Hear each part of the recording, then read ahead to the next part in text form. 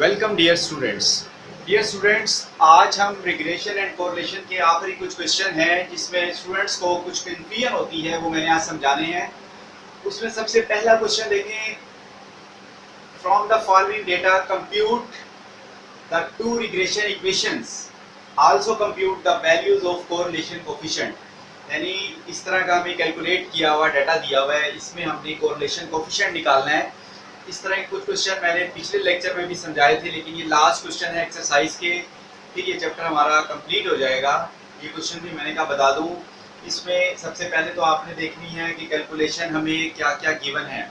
इस क्वेश्चन में n की value 5, summation x is equal to 15, summation y is equal to 25 और उसके बाद sum of x minus x bar का स्क्वायर और y माइनस वाई बार का स्क्वायर ये गिवन है।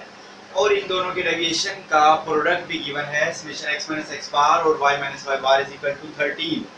अब इसमें सबसे पहले तो आपने रिग्रेशन इक्वेशंस देखनी है कि उनमें हमें क्या क्या चीज़ रिक्वायर्ड होती है। तो रिग्रेशन इक्वेशंस दोनों पूछी हुई हैं, तो सबसे पहले हम y on x की regression equations y on x बनाएंगे। y on x के लिए जो हम सेकंड मेथड है, सेकंड अल्टरनेट इसका टाइप जो है वो हम यूज़ कर रहे हैं, y minus Y bar is equal to B Y X into X minus x bar. इस इक्वेशन की मदद से हम रिग्रेशन इक्वेशन बनाएंगे। इसमें हमें जो कैलकुलेशन चाहिए वो बिल्कुल सिंपल है, क्योंकि यहाँ हमारे पास एक्स बार के लिए sum of X divided by N ये कैलकुलेशन करनी होगी। सम ऑफ एक्स आपके पास गिवन है 15 डिवाइडेड बाय 5, तो X bar is equal to 3। इसी तरह sum of y divided by n करके आपने y बार कैलकुलेट करना है। y बार जो है उसकी भी टोटल हमें गिवन है, sum of y 25 divided by 5, y bar calculate हो गया। इसके साथ हमने b by x regression coefficient निकालना है y on x के लिए। इन कैलकुलेशन के हिसाब से ही हमने इसमें फार्मूला फिट करना है। इस कैलकुलेशन के हिसाब से हमारे पास y on x के लिए जो फार्मूला सुटेबल है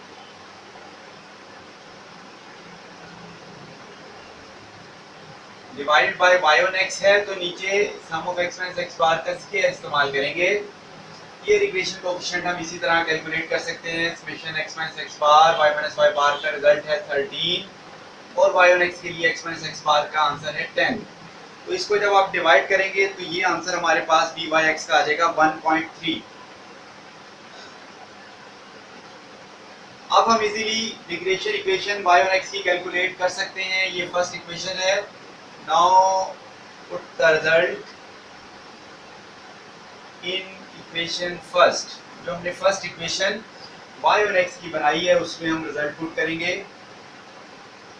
y माइनस वाई बार की जगह आपने पुट करना है जो हमने कैलकुलेट किया 5, b बाई x की जगह 1.3, x माइनस एक्स बार की जगह हमने 3 पुट करना है।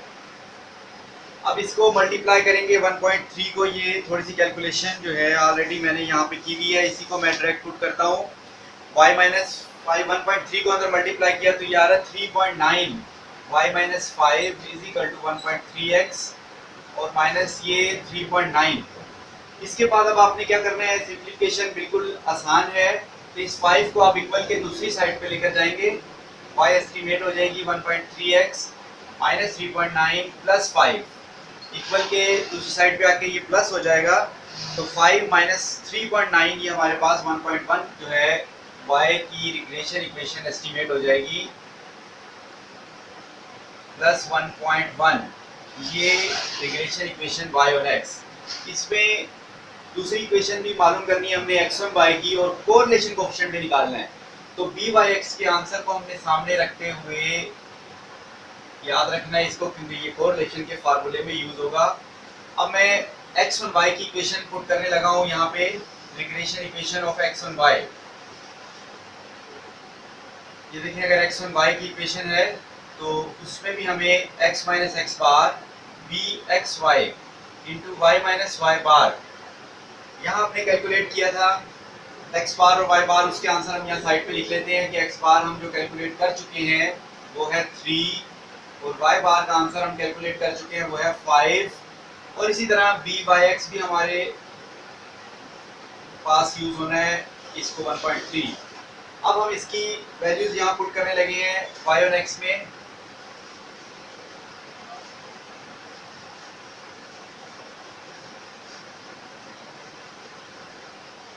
सबसे पहले तो बी एक्स वाई कैलकुलेट करेंगे। बी एक्स वाई में थोड़ी सी चेंजेस आएगी। यहाँ पे ये जो डिवाइजर इसके नीचे सम ऑफ एक्स माइनस एक्स बार था पहले, अब यहाँ आएगा वाई माइनस वाई बार का स्क्वायर। इसमें 13 divided by Y minus Y bar का स्क्वायर है 26। तो 13 डिवाइडेड बाय 26 ये 0.5 आ जाएगा। B X Y is equal to 0.5। इसके बाद हम इन वैल्यूज को इक्वेशन में पुट करेंगे। x minus 3 y minus Y bar की जगह आपने पुट करना है 5। अब ये कैलकुलेशन बिल्कुल आसान है इसकी। 0.5 y और माइनस 5 को 0.5 से जब मल्टीप्लाई करेंगे तो ये बन जाएगा 2.5।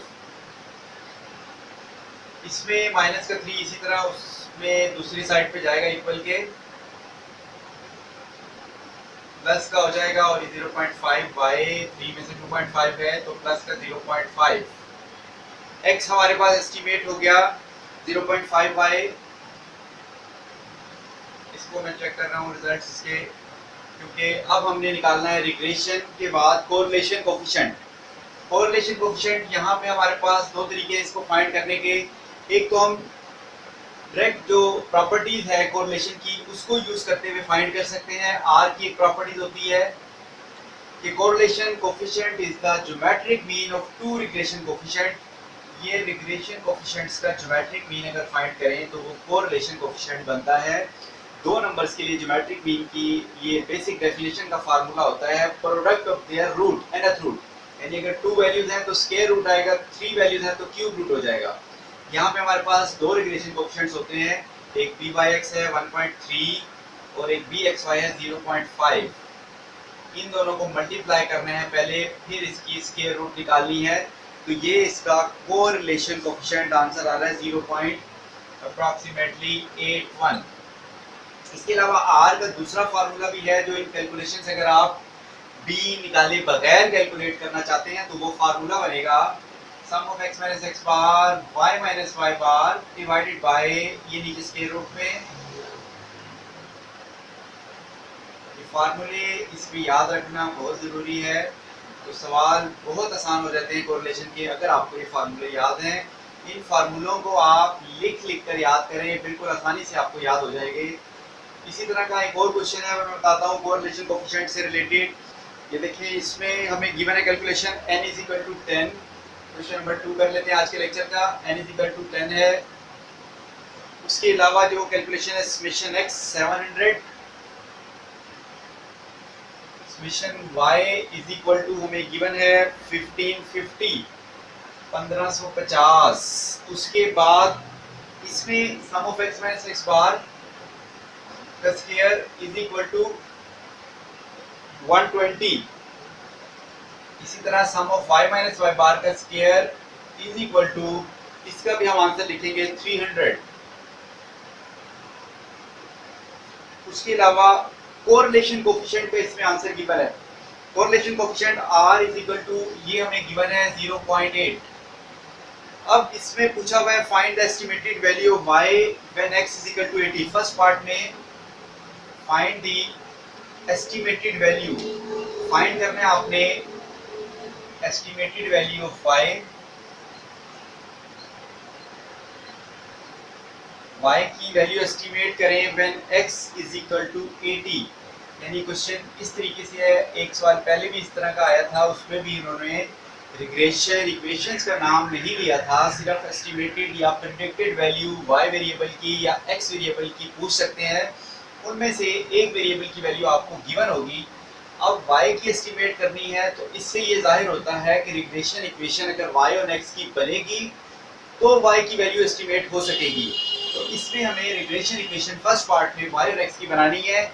y और x की रिग्रेशन इक्वेशन बनाने के लिए आपको कैलकुलेशन इसी हिसाब से करनी होगी। रिग्रेशन इक्वेशन y और x वी फाइंड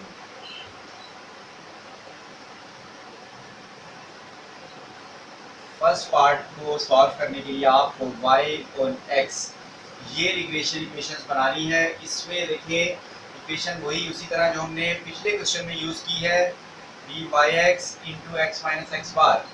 अब इसमें भी कैलकुलेशन जो है सिंपल है वेरी, कि आप इसमें वाई और एक्स की जब रिग्रेशन इक्वेशन बनाएंगे तो आपको एक्स बार कैलकुलेट करना पड़ेगा, वाई बार कैलकुलेट करना पड़ेगा, ठीक है। यहाँ पे इस कैलकुलेशन के हिसाब से आर तो दिया हुआ है S Y divide by S X, correlation coefficient का आंसर दिया हुआ है, और एस वाई और एस एक्स भी आंसर इसका हमें नहीं दिया हुआ। एस एक्स और एस वाई की कैलकुलेशन दी हुई है, उसी को हम यूज करेंगे। एस एक्स अगर हमने कैलकुलेट करना है तो सम of x minus x bar का स्क्वायर डिवाइडेड बाय एन और इसकी अंडर रूट, ये एस एक्स करेंगे, इसमें आपके पास जो कैलकुलेशन है उसके हिसाब से 120 डिवाइडेड बाय 10 और ये अंडर रूट में आ जाएगा। ये 12 बच रहा है, 12 की जब हम अंडर रूट निकालेंगे तो ये आंसर हमारे पास आ रहा है 3.46 एस एक्स। इसी तरह एस वाई की भी जरूरत है, उसमें आप सम of Y minus Y bar की स्क्वायर और डिवाइडेड बाय एन और ये अंडर रूट में आ जाएगा।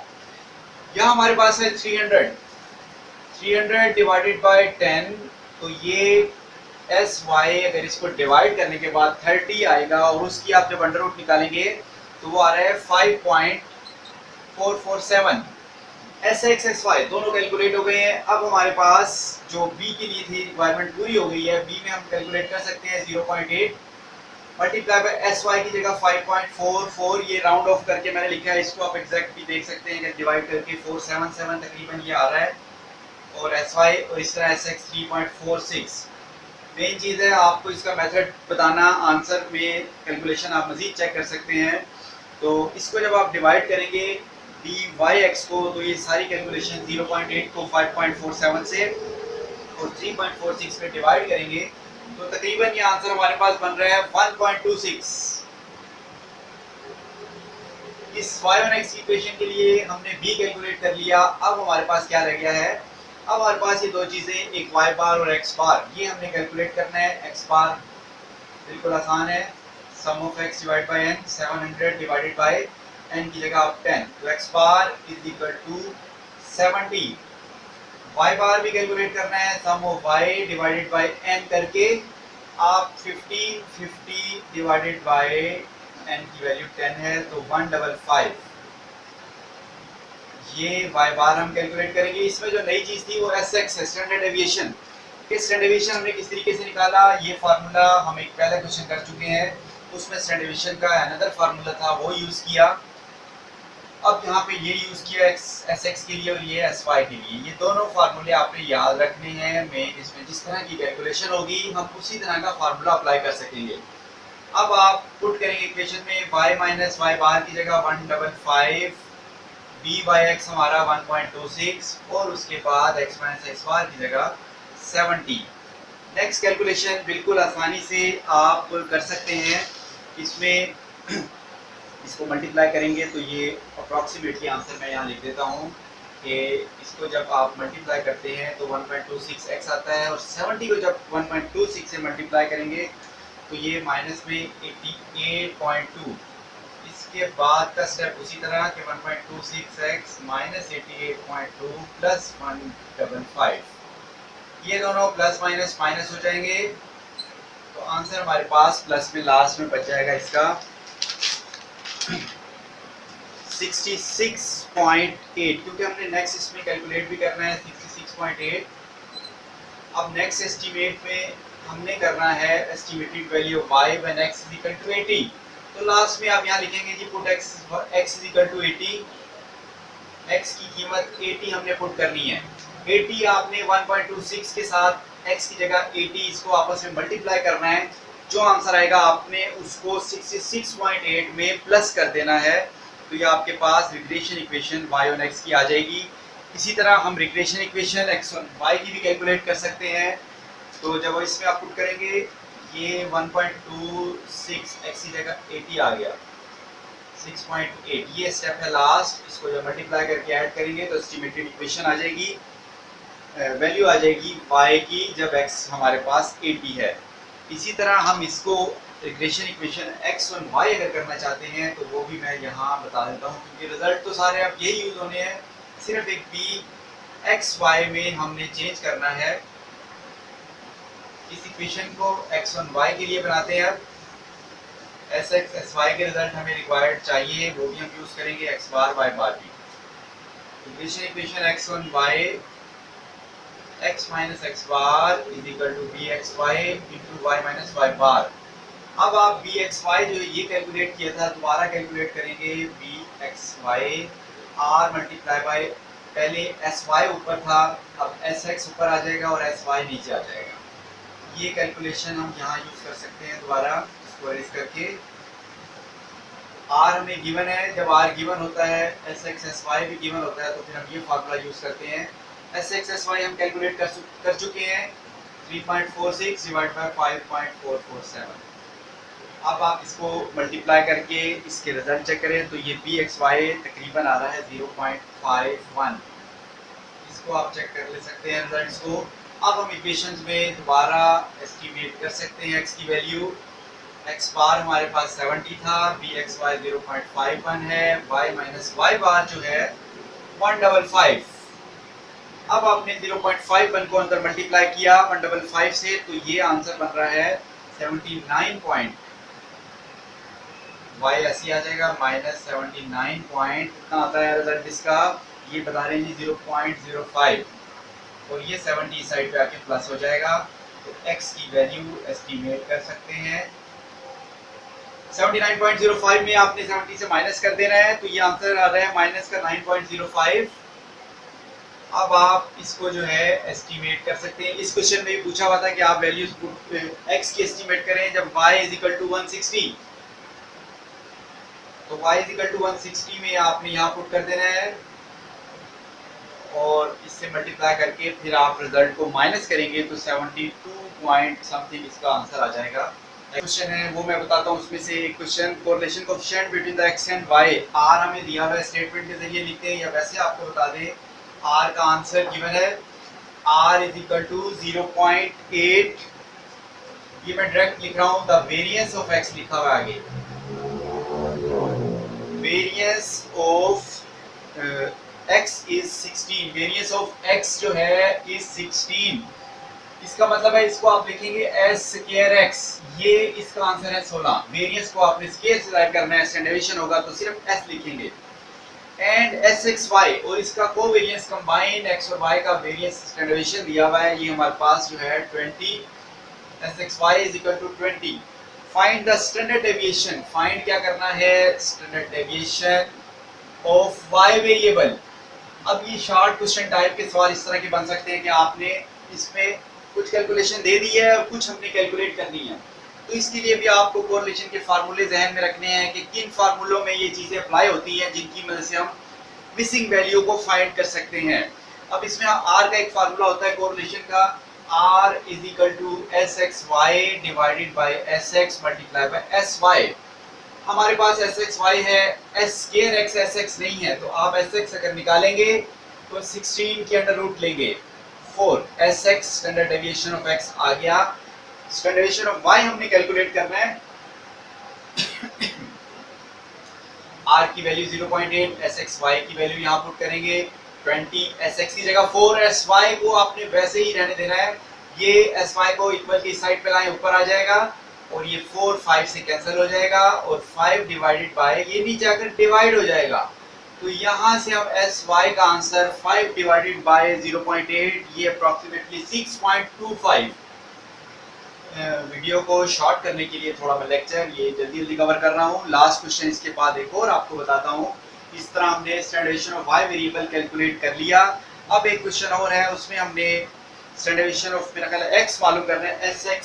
बाकी जो कैलकुलेशन गिवन है वो मैं यहाँ लिखता हूँ और लास्ट क्वेश्चन कोरिलेशन का, बाकी इससे रिलेटेड जितने भी क्वेश्चन हैं लेक्चर में आप मेरे दूसरे लेक्चर्स में चेक कर सकते हैं। उनमें एक और क्वेश्चन है r is equal to minus का 0.75, r की वैल्यू गिवन है, ये आज के लेक्चर का क्वेश्चन नंबर 4 है। 0. हमें गिवन है value 75, standard deviation of y sy given है, sy की वैल्यू आपके पास गिवन है, इसमें sy is equal to 5 and sum of x minus x bar y minus y bar is equal to है माइनस का 15n, ये इसमें साथ ही n दिया हुआ है। अब ये कैलकुलेशन में देखिए यूज हो सकता है, what will be the standard deviation of x series, standard deviation of x को आप sx लिखेंगे, ये हमने मालूम करना है। तो इसके लिए आर का फार्मूला, ये असल में आपके आर के फार्मूले जहन में होने चाहिए, तो आप उसको कैलकुलेशन को देखते हुए कोई भी फार्मूला उसमें अप्लाई कर सकते हैं जो उस कैलकुलेशन पर पूरा उतरता हो। n multiply by S X multiply by S Y. R का एक ये फार्मूला मैंने आपको ये बताया था पहले भी। अब इस फार्मूले को देखें, जो कैलकुलेशन है वो इस फार्मूले के हिसाब से फिट आती है। अब हम तमाम कैलकुलेशन इसमें पुट करके देखेंगे कि हमारे पास कौन सी वैल्यू बचती है जो रिक्वायर है हमें। आर की जगह -0.75, इसकी जगह आप लिखेंगे -15n, और नीचे n हमें गिवन ही नहीं है, इसलिए n की जगह n ही रहने देंगे। कंफ्यूजन के लिए n की वैल्यू सवाल में नहीं दी, लेकिन ऊपर जो sum of x minus x bar y minus Y bar है, इसमें उन्होंने जो आंसर दिया उसके साथ n शामिल है, वो हम यहाँ एज इट इज पुट करेंगे। अब देखेंगे क्या उसमें रिजल्ट्स बचते हैं। एस वाई की जगह आप लिखेंगे 5, ये n से कैंसिल, और ये 5 का 3 मल्टीप्लाई बाय 5 15 होता है, या आप लिख देंगे माइनस का 3 डिवाइडेड बाय एस एक्स। अब बेहतर ये है कि एस एक्स को पहले ही आप इस साइड पे इक्वल के ऊपर ले जाएं, और ये वैल्यू इधर आके डिवाइड हो जाएगी 0.75, माइनस को माइनस से कैंसिल कर दें, और लास्ट में आप 3 को डिवाइड करेंगे जो है 0.75 पे, तो आपके पास standard deviation of x is equal to 4। तो ये इस तरह के डिफरेंट क्वेश्चन होते हैं जो शॉर्ट क्वेश्चन के तौर पर भी आ सकते हैं, और उसके अलावा एक्सरसाइज में लॉन्ग क्वेश्चन में भी आ सकते हैं। तो अभी तक जिन स्टूडेंट ने the study hub channel subscribe नहीं किया, वो द स्टडी हब चैनल को सब्सक्राइब करें, ठीक है, और उसके साथ अगर आप बेल आइकन पे क्लिक कर देंगे तो आपके पास जो नेक्स्ट वीडियो का नोटिफिकेशन है वो फौरी तौर पर आपको मिल जाएगा। बाकी जो नेक्स्ट चैप्टर है वो अगले लेक्चर में स्टार्ट करेंगे, सैम्पलिंग एंड सैम्पलिंग डिस्ट्रीब्यूशन।